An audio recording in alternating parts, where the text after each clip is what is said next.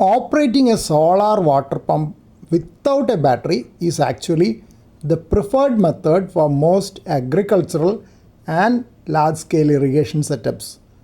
This direct drive approach is more efficient, less expensive, and lasts significantly longer because it removes the weakest link in the system, the battery. Instead of storing energy in expensive batteries, you store the energy as water in an elevated tank or reservoir. In a battery-less system, the MPPT controller acts as the brain.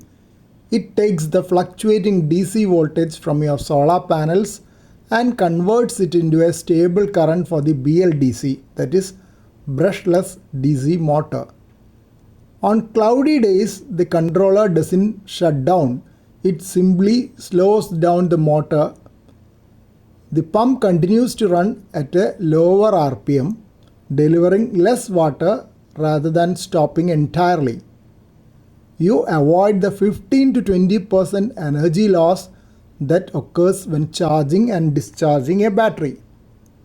The system starts as soon as the sun rises and stops at sunset, requiring zero manual intervention. Traditional alternating current pumps or brushed DC pumps are difficult to run directly from solar because they require high startup torque. BLDC motors are ideal because they gradually ramp up speed, preventing the massive power spikes that would normally crash a solar-only system.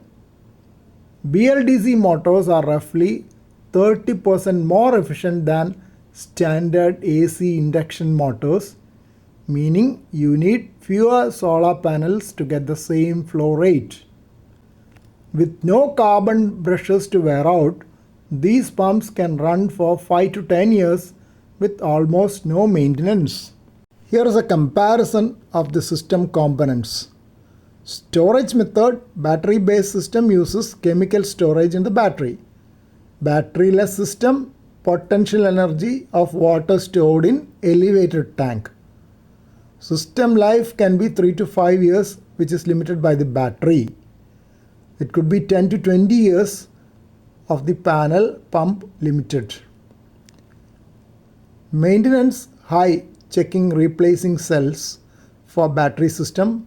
Low, cleaning panels only for the battery-less direct system.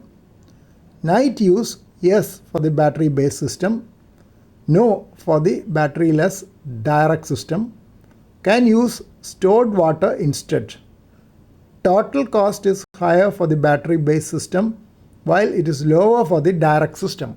Since you have only about 5 to 6 hours of peak pumping time, ensure your pump's flow rate, that is liters per hour, is high enough to meet your entire daily water need within that window. Even without a battery, you can connect a float switch to the controller. When your storage tank is full, the switch tells the controller to stop the pump, preventing overflow and wasted energy. It is often wise to install 20% more solar wattage than the pump's rating. This helps the pump start earlier in the morning and stay running later into the afternoon. On a personal note, I have installed a 500 liter tank at a slightly higher elevation so that I can use it for drip irrigation, and I have set up the drip irrigation as well. Though I have a couple of lower wattage solar panels, I am yet to get a BLDC solar pump and the other charge controller systems. I am on the lookout for a small system because I don't need a large system. The wiring system is remarkably simple compared to a battery setup. You essentially create a straight line of power. Solar panel either in series or parallel to match the controller voltage. DC disconnect breaker switch for safety. BLDC controller and a submersible or surface pump.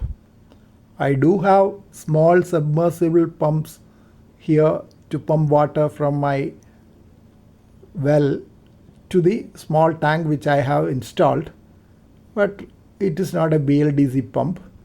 It is a pump which works on usual AC.